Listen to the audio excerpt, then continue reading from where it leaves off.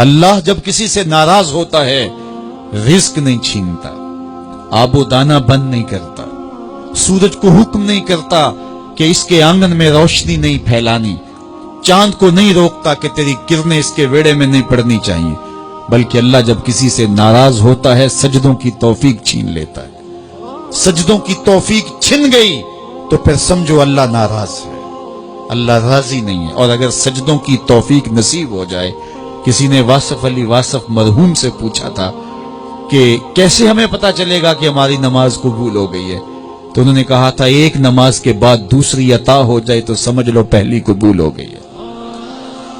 تو نمازوں کا نصیب ہونا یہ اللہ کی رضا اور اللہ کی خوشنودی کی دلیل ہے، اور سجدوں کی توفیق کا چھن جانا یہ اللہ کی ناراضگی کی دلیل ہے۔ میں اور آپ دیکھیں کہ ہم کہاں کھڑے۔ دیکھیے دولت تو کفار کو بھی ملتی ہے، اللہ دولت اسے بھی دیتا ہے جس سے راضی ہے، اسے بھی دیتا ہے جس سے نہیں راضی، لیکن سجدوں کی توفیق اسے ہی دیتا ہے جس پہ وہ راضی ہے۔ تو 5 گانا نماز شعار زندگی بنا لیجئے، نماز قضا نہ ہونے پائے۔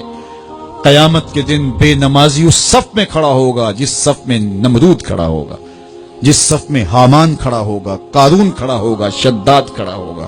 مجھے بتائیے ہم میں سے کوئی یہ گوارہ کرتا ہے ہم اس صف میں کھڑے کر دیے جائیں جہاں دشمنان خدا کھڑے ہوں؟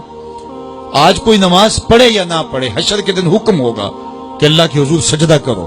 ہر کوئی سجدہ کرنا چاہے گا، جو نہیں پڑھتا وہ بھی کرنا چاہے گا، لیکن بے نمازی کی کمر اکڑ جائے گی، وہ آرزو رکھنے کے باوجود سجدہ نہیں کر پائے گا۔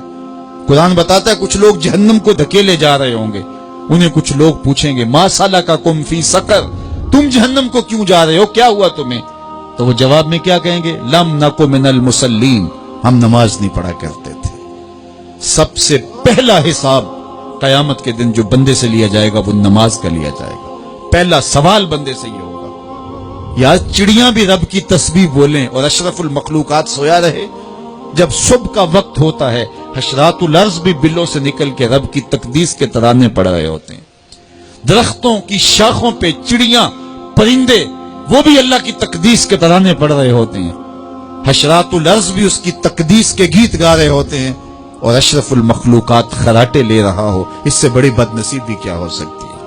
آئیے 5 گانا نماز شعار زندگی بنا لے۔ اس مجلس میں اگر کوئی بے نمازی ہے تو آج عزم مصمم کر کے یہاں سے لوٹے کہ آج کے بعد نماز نہیں چھوڑوں گا، اور اگر آپ 5 گانا نماز کی عادت رکھتے ہیں تو آپ کو مبارک ہو، لیکن یہ عزم کر کے جائیے اپنے گھروں میں، اپنے اعزاء و اقرباء اور اپنے دوستوں میں اس زور سے تلقین اور تاکید کریں گے نماز کی کہ وہ پکے نمازی بن جائیں گے۔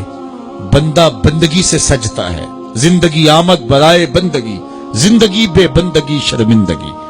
اگر زندگی میں بندگی نہیں تو زندگی کے پلے ہے کیا؟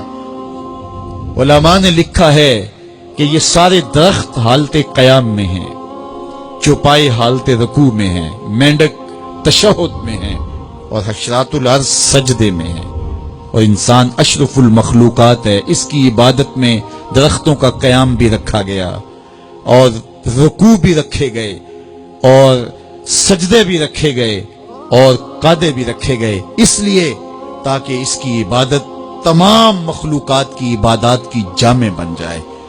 لیکن یہ اس کے باوجود اللہ کے حضور سجدہ ریز ہونا پسند نہ کرے تو بتائیے کیسے رحمتیں اس کے اوپر اتریں گی؟ خوش نصیب تو وہ ہیں جو 5 گانا نماز ادا کرنے کے بعد تہجد بھی قضا نہیں ہونے دیتے۔